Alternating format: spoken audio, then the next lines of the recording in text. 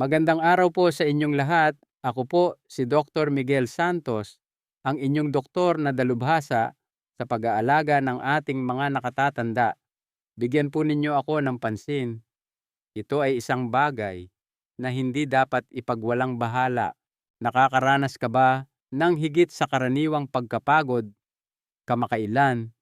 Kapag umaakyat ka ng hagdan, nanginginig ba ang iyong mga binti o nagiging mas mahirap na ba ang simpleng pagbangon sa kama? Ang pagbabalewala sa mga ito ay maaaring magdulot ng malubhang kahihinatnan dahil maaaring ito ay mga maagang pahiwatig na unti-unti nang humihina ang iyong mga kalamnan.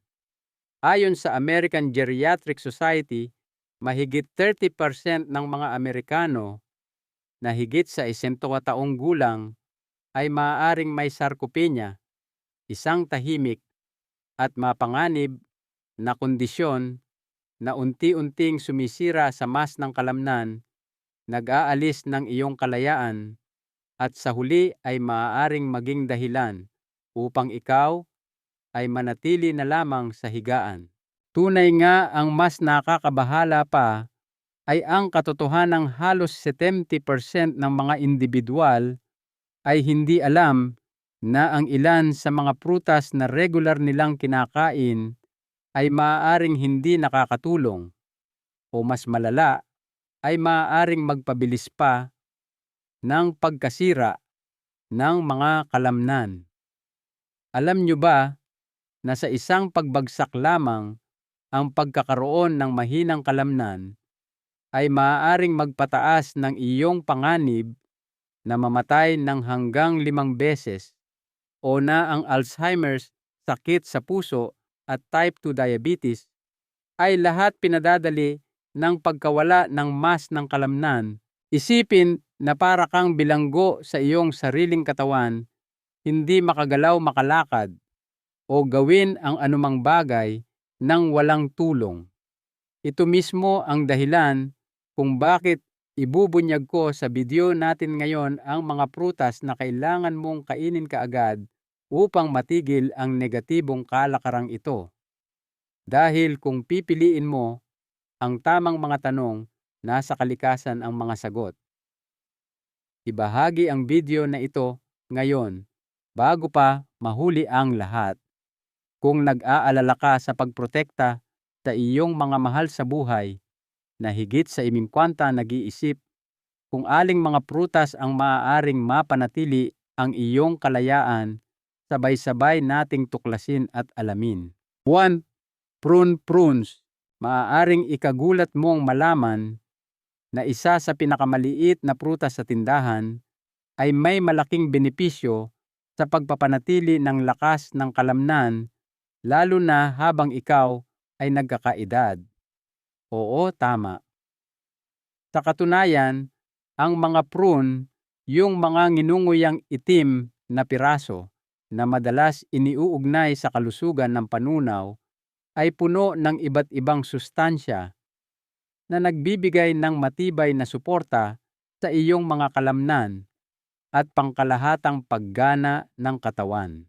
Sila ay partikular na mayaman sa potassium, isang mahalagang mineral na direktang nakakaapekto sa paghahatid ng nerbiyos, tamang pag-urong ng kalamnan, at pag-iwas sa masasakit na pulikat na nagiging mas madalas habang tumatanda. Ipinapakita ng datos mula sa USDA sa US na ang 100 gramo ng prune ay naglalaman ng humigit kumulang 7.32 ml ng potassium, na isang kahangahangang dami na nagbibigay sa iyong mga kalamnan ng mga mineral na kailangan nila upang gumana ng epektibo at mabilis na makabawi pagkatapos ng pagsisikap. Ngunit hindi diyan nagtatapos ang mga prune. Mayaman din sila sa mga phenolic compound na mga natural na antioxidant na tumutulong na bawasan ang talamak na pamamaga, isa sa mga pangunahing sanhi ng pagkawala ng kalamnan na may kaugnayan sa edad. Ang mga prune ay partikular na nakakatulong para sa pagpapanatili ng lakas at pagiging maliksi habang papasok ka sa iyong 50s, 60s at higit pa dahil sa kanilang mga katangiang anti-inflammatory. Ang mga prune ay isa ring mahusay na natural na pinagkukunan ng vitamin K, isang sustansya na nagpapababa ng panganib ng mga bali at nagpapanatili ng density ng buto, isang mahalagang bahagi para sa mga matatanda na mas madaling mahulog at maaksidente. Ayon sa pananaliksik mula sa Tufts University, ang regular na pagkonsumo ng potassium ay maaaring magpababa ng panganib ng panghihina ng kalamnan sa mga matatanda ng hanggang 33%. At ang magandang balita, hindi mo kailangang ubusin ang isang buong mangkok. Ang pagkain lamang ng 3 hanggang 4 na prawn sa isang araw o humigit kumulang 25 hanggang 30 gramo ay maaaring makabuluhang mapabuti ang iyong pang-araw-araw na antas ng enerhiya at katatagan ng kalamnan. Subukang hiwain ito sa iyong almusal na oatmeal idagdag sa plain Greek yogurt o kahit ihalo sa isang smoothie para sa isang natural na matamis at siksik sa sustansyang tulong. Gusto mo bang dalhin ito sa susunod na antas ibabad ang ilang prawn sa sinalang tubig sa magdamag? Sa umaga, inumin ang likido kasama ang prutas. Ang simpleng gawaing ito ay nakakatulong sa panunaw na karaniwang bumabagal sa edad na 50 at pinapalakas ang kanilang mga epektong antioxidant. Isama ito sa iyong pang-araw-araw na gawain at panoorin kung paano unti-unting bumubuti ang iyong mga antas ng enerhiya ginhawa sa iyong sistema ng panunaw at kalusugan ng iyong mga kalamnan. 2. Pulang ubas, red grapes. Maaari bang suportahan ang kalusugan ng iyong mga kalamnan habang ikaw ay tumatanda sa isang bagay na kasing simple at karaniwan ng isang dakok ng pulang ubas? Oo, at ito ay suportado ng agham. Ang mga maliliit at matatamis na prutas na ito ay higit pa sa isang masarap na merienda. Sila ay likas na sagana sa resveratrol, isang makapangyarihang antioxidant na nakabatay sa halaman na napatunayang tumutulong na protektahan ang sensitibong tissue ng kalamnan mula sa oxidative stress at pinsala sa selula. Hindi lamang tumutulong ang resveratrol sa pagbabagong buhay ng tissue, kundi pinapabuti rin nito ang sirkulasyon ng dugo na tinitiyak na ang mga mahahalagang sustansya ay sapat na naihahatid sa kaibuturan ng iyong mga hibla ng kalamnan, lalo na pagkatapos mag-ehersisyo.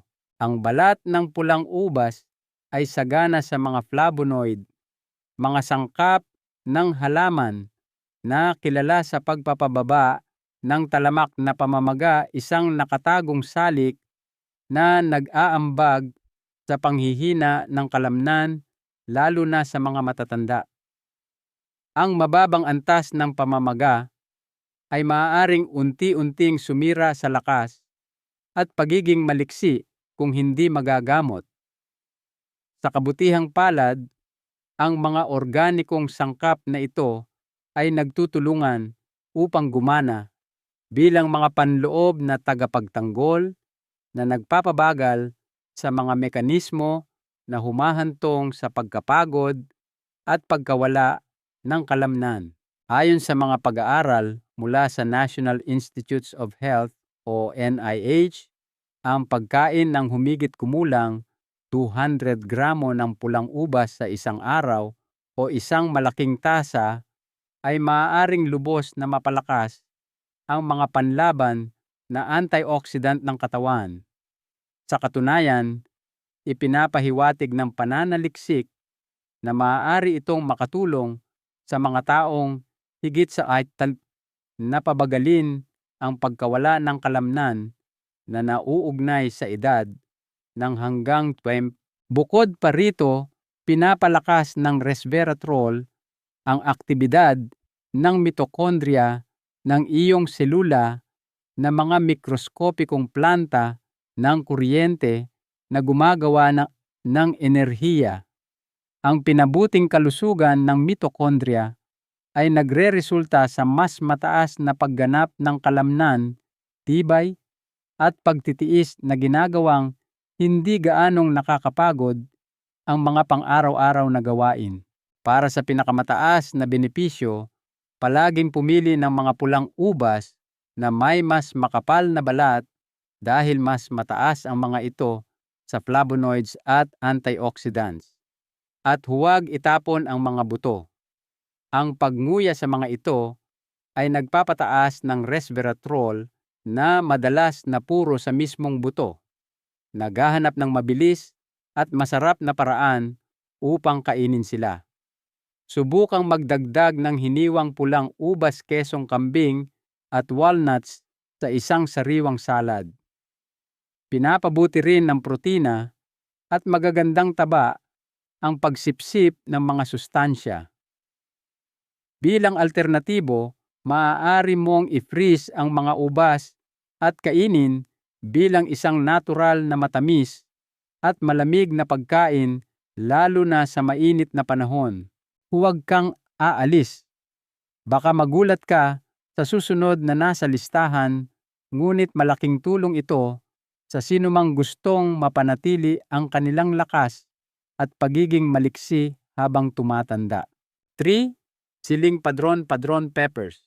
Alam nyo ba na ang isang maliit na berdeng sili na karaniwang kinakain bilang pampagana o side dish ay maaaring maging isang makapangyarihang kaalyado sa pagpapanatili ng lakas ng iyong mga kalamnan habang ikaw ay nagkakaedad. Totoo po iyan. Pinahahalagahan dahil sa kanilang banayad na lasa at paminsan-minsang di inaasahang anghang. Ang siling padron ay higit pa sa isang masarap na merienda. Sila ay mayaman sa mga sustansya na sumusuporta sa sirkulasyon ng dugo at pagbabagong buhay ng kalamnan, dalawang proseso na mahalaga para sa mga tumatandang katawan. Ang mga maliliit na sili na ito ay isang natural na pinagkukunan ng vitamin C at capsaicin, dalawang makapangyarihang elemento na mahalaga para sa malusog na kalamnan. Bilang isang malakas na antioxidant, tumutulong ang vitamin C na protektahan ang mga selula ng kalamnan mula sa oxidative stress at pinsala na dulot ng talamak na pamamaga. Ang capsaicin, ang sangkap na nagbibigay sa sili ng banayad na anghang, ay nagpapataas ng daloy ng dugo na nagpapabuti sa paghahatid ng oxygen at sustansya sa mga tisyo ng kalamnan at nagtataguyod ng mas mabilis na paggaling mula sa banayad na pilay o pisikal na pagsisikap. Ayon sa datos mula sa Food and Drug Administration FDA ng US, ang 100 gramo ng siling padron ay nagbibigay ng humigit kumulang 120 million ng vitamin C na higit sa 130% na mas mataas kaysa sa pang-araw-araw na inirerekomendang dami para sa karamihan ng mga taong higit sa 50. Iyan ay isang kamangha-manghang tulong lalo na't ang vitamin C ay kinakailangan din para sa paggawa ng collagen na nagpapanatili ng pagkalastiko, katatagan at kakayahang magpagaling ng kalamnan. Upang makuha ang buong benepisyo, subukang isama ang 5 hanggang 6 na iginisang siling padron sa iyong mga pagkain 3 beses sa isang linggo. Lutuin ng dahan-dahan sa extra virgin olive oil. Ang kombinasyong ito ay mabuti para sa puso at kalamnan dahil hindi lamang pinapaganda ng olive oil ang lasa, kundi tinutulungan din nito ang pagsipsip ng mga fat-soluble na sustansya. Para sa dagdag na tulong laban sa pamamaga, subukang magdagdag ng 1 kurot ng luyang dilaw turmeric habang nagluluto. Ang natural na nilalaman nitong kurkumin ay nagpapahusay sa mga katangian ng pagpapagaling at bumabagay sa banayad na anghang ng sili. Huwag mag-atubiling subukan ang siling padron sa susunod na makita mo ito sa palengke. Sa kabila ng kanilang maliit na sukat, nagbibigay sila ng malaking proteksyon sa kalamnan. 4. Arbutus madron berries. Madalas na hindi pinapansin, pabor sa mas kilalang mga prutas, ang matingkad na pulang arbutus berry na kilala bilang madron sa Estados Unidos ay isang makapangyarihang lihim na sandata para sa pagpapanatili ng lakas at pagbawi ng kalamnan, lalo na habang tayo ay nagkakaedad. Ang mga ligaw na berry na ito ay maliit ngunit siksik sa sustansya na tiyak na ikatutuwa ng iyong mga kalamnan. Ang mga berry ng arbutus ay napakataas sa tannins, flavonoids at vitamin C, isang makapangyarihang trio ng mga sangkap na nagtutulungan upang bawasan ang pamamaga, pigilan ang natural na pagkasira ng tissue ng kalamnan sa katawan at mapabuti ang pagbawi pagkatapos ng ehersisyo o banayad na pilay. Ang mga sustansyang ito ay hindi lamang nagpapanatili ng kaligtasan ng mga kalamnan. Aktibong itinataguyod nila ang pagbabagong buhay upang matulungan ang mga matatanda na mapanatili ang kanilang lakas, pagiging maliksi at paglaban sa pinsala. Tulad ng isinasaad ng USDA sa US, ang 100 gramo lamang ng arbutus berries ay maaaring magbigay ng hanggang 215 mg ng vitamin C na higit sa 2 beses ang dami kumpara sa parehong serving ng kahel. Para sa mga higit sa imkwant na madalas nangangailangan ng mas mataas na antas ng vitamin C upang labanan ang oxidative stress at pagkasira ng kalamnan, iyan ay isang malaking tulong na antioxidant. Bukod pa rito, sinusuportahan ng mga flavonoid sa mga berry na ito ang pinabuting sirkulasyon at lakas ng daluyan ng dugo na direktang nagpapabuti sa kakayahan ng tissue ng kalamnan na sumipsip ng mga sustansya at magdala ng oxygen. Upang isama ang mga ito sa iyong routine, magsimula sa pamamagitan ng pagkonsumo ng 4 hanggang 5 sariwang arbutus berries araw-araw. Para sa mas malikhaing opsyon sa almusal, gamitin ang mga berry upang gumawa ng isang fruit spread na walang asukal na maaari mong ipahid sa whole grain toast. Pagkatapos ng isang maikling ehersisyo, subukang pagsamahin ang isang maliit na dakok ng arbutus berries, unsweetened yogurt at 1 kurot ng dinurog na luya. Ang kombinasyong ito ay nag-aalok ng isang malakas na kombinasyon ng mga sangkap na sumusuporta sa panunaw at anti-inflammatory na ginagawa itong perpektong pampalamig na palakaibigan sa kalamnan. 5. Dilaw na kiwi, yellow kiwi. Alam mo ba na ang isang maliit at matamis na prutas tulad ng dilaw na kiwi ay maaaring maglaman ng isang napakalakas na lihim laban sa pagtanda ng kalamnan sa kabila ng marupok nitong anyo. Ang gintong prutas na ito ay puno ng mga sustansya, lalo na pagdating sa pagpapanatili at pagpapalakas ng iyong mga kalamnan habang ikaw ay tumatanda. Bukod sa pagkakaroon ng mas makinis na texture at hindi gaanong kaasiman kaysa sa karaniwang berdeng kiwi, ang golden kiwi ay naglalaman ng halos 2 beses na mas maraming vitamin C na mahalaga para sa pag-aayos ng kalamnan at epektibong pagsipsip ng protina ng katawan. Para sa ating mga senior citizen, ito ay revolusyonaryo. Isa sa mga pinakatangi-tanging sangkap sa dilaw na kiwi ay ang actinidin, isang natural na enzyme na tumutulong sa mas mahusay na pagtunaw ng protina sa digestive tract. Bakit mahalaga iyon? Dahil gaano man karaming protina ang iyong kainin, kung hindi ito kayang tunawin at gamitin ng tama ng iyong katawan, hindi makikinabang ang iyong mga kalamnan. Habang tumatanda ang katawan at natural na bumababa ang kahusayan, sa panunaw, ang actinidin ay gumaganap ng isang lalong mahalagang papel sa pagtiyak na ang mga sustansya mula sa iyong mga pagkain ay nasisipsip at naihahatid sa iyong mga kalamnan kung saan sila pinakakailangan.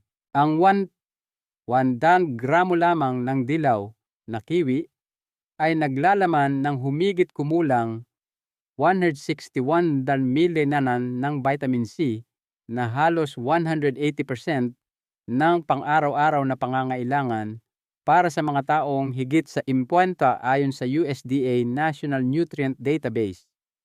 Bukod pa rito, ayon sa pananaliksik, ang mga antioxidant ng dilaw na kiwi ay maaaring makatulong na bawasan ang oxidative stress sa tissue ng kalamnan ng hanggang 40%. Sa paglipas ng panahon ito ay nangangahulugan ng pinabuting tibay, mas kaunting pananakit pagkatapos ng ehersisyo at mas matatag na paggana ng kalamnan. Subukang kumain ng isang dilaw na kiwi sa umaga. Ang natural na asukal nito ay magbibigay sa iyo ng tulong sa enerhiya nang walang biglaang pagbaba nito. Para sa mas pinahusay na suporta, subukang ihain ang iyong kiwi na may kaunting pulot, raw honey at isang maliit na dakok ng durog na walnuts. Ito ay isang madali at masarap na pagkain na nagsusulong ng produksyon ng enerhiya at pagbawi ng kalamnan. 6. Loquats. Sa tag-araw, ang mga makatas na gintong kahel na prutas na madalas mong nakikitang nakabitin sa mga puno sa hardin ay higit pa sa isang panapanahong kasiyahan. Ang mga matamis at bahagyang maasim na prutas na ito ay mga powerhouse para sa kalamnan sa buong taon na nagpapalakas sa mga tumatandang kalamnan. Mayaman sila sa potassium na nagtataguyod ng malusog na pag-urong ng kalamnan, soluble fiber na nagpapadali sa panunaw at pagsipsip ng sustansya at mga carotenoid na tumutulong na protektahan ang mga selula ng kalamnan mula sa pinsala ng oxidative. Ngunit dito talaga nangingibabaw ang mga loquat. Sila ay isa sa iilang prutas na natural na naglalaman ng ursolic acid, isang makapangyarihang sangkap ng halaman na napatunayang tumutulong na mapanatili at kahit na mapataas ang paglaki ng kalamnan, lalo na sa mga taong higit sa 50. Ayon sa pananaliksik na binanggit ng American Heart Association AHA, ang palagiang paggamit ng ursolic acid ay maaaring makatulong na mapabuti ang lakas at tibay at maiwasan ang pagkawala ng kalamnan na nauugnay sa edad. Humigit kumulang 200 gramo ng lokwat o 4 hanggang 6 na katamtamang laking prutas ay nagbibigay ng mga 415 milena ng potassium at 1.5 gramo ng soluble fiber. Bukod pa rito, ang regular na pagkain ng lokwat ay naiugnay sa 30% na mas mababang panganib ng sarcopenia. Iyan ay isang malaking tagumpay para sa pag-iwas sa pagkahulog lakas at balanse. Upang mapahusay ang pagbawi ng kalamnan pagkatapos ng ehersisyo, kumain ng 4 hanggang 6 na lokwat araw-araw. Mas mabuti pagkatapos ng isang banayad na paglalakad o ehersisyo. Para sa masarap na paraan, subukang pakuluan ang prutas na may kanela at sariwang katas ng lemon upang makagawa ng compost na walang asukal. Budburan ng kaunting extra virgin olive oil bago ihain upang mapabuti ang pagsipsip ng carotenoid. 7. Ligaw na blackberries, wild blackberries. Sa kabila ng maliit nitong sukat, ang mga ligaw na blackberry ay nakakagulat na makapangyarihan para sa pagpapanatili ng malusog na kalamnan, lalo na habang tayo ay tumatanda. Puno ng anthocyanins, vitamin C at manganese ang mga malalim na lilang berry na ito ay nagtataguyod ng pagbabagong buhay ng tissue, tumutulong sa pag-aayos ng kalamnan at pinoprotektahan ang mga hibla ng kalamnan mula sa pamamaga at oxidative stress. Ang mataas na nilalaman ng antioxidant ng mga ligaw na blackberry ay nagpapabuti sa sirkulasyon ng dugo na ginagawang mas madali para sa mga sustansya at oxygen na maabot ang iyong mga tissue. Ang pagkonsumo ng humigit kumulang 100 gramo ng mga ligaw na blackberry bawat araw o 10 hanggang 15 na berry ay maaaring aktwal na makapagpabagal sa pagkasira ng kalamnan ng hanggang 25% sa mga nasa hustong gulang na higit sa 16 ayon sa mga pag-aaral mula sa National Institute on Aging NIA. Bukod diyan, ang mga ligaw na blackberry ay naiugnay din sa pinabuting memorya at koordinasyon, dalawang katangian na malaki ang naitutulong para mabawasan ang panganib ng pagkahulog at aksidente. Para sa madaling paraan, magdagdag ng 1 dakok ng ligaw na blackberry sa iyong plain yogurt o oatmeal.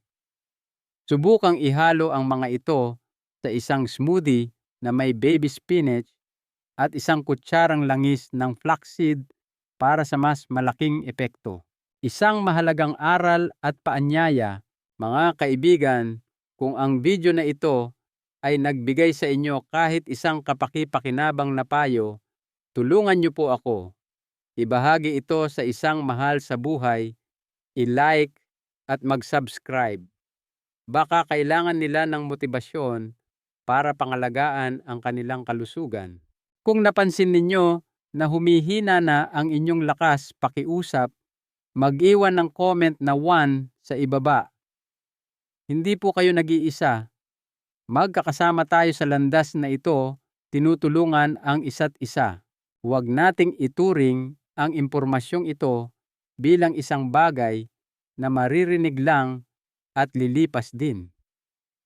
Kung babaliwalain ninyo ito, maaaring mawala sa inyo ang pagkakataong protektahan ang inyong sarili laban sa pagkawala ng kalamnan, isa sa mga pinakamalaking panganib na kaakibat ng pagtanda.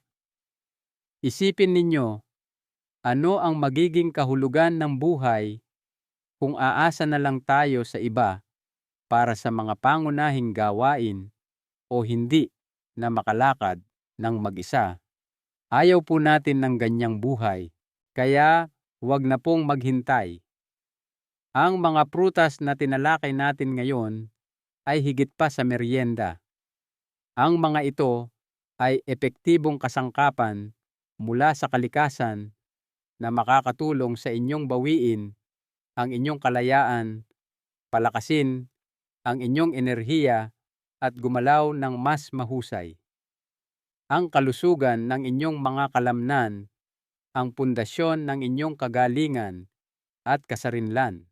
Abangan po ninyo ang susunod na video para sa mas marami pang nakakagulat na pagkain na pampalakas ng kalamnan, buto at pangkalahatang kalusugan. Pagkatapos ng edad, pindutin ang notification bell para hindi ninyo ito makaligtaan. Tandaan ang tamang pagkain ang pinakamahusay na depensa para sa inyong katawan, isipan at kalayaan. Kumilos na po tayo agad. Naway magdala ang bawat araw sa inyo ng kagalakan, sigla at lakas. Salamat po sa pagsama sa akin sa paglalakbay na ito. Mag-comment sa ibaba kung aling prutas ang susubukan ninyo. Huwag kalimutang mag-subscribe at ibahagi ito sa inyong mga kaibigan at pamilya.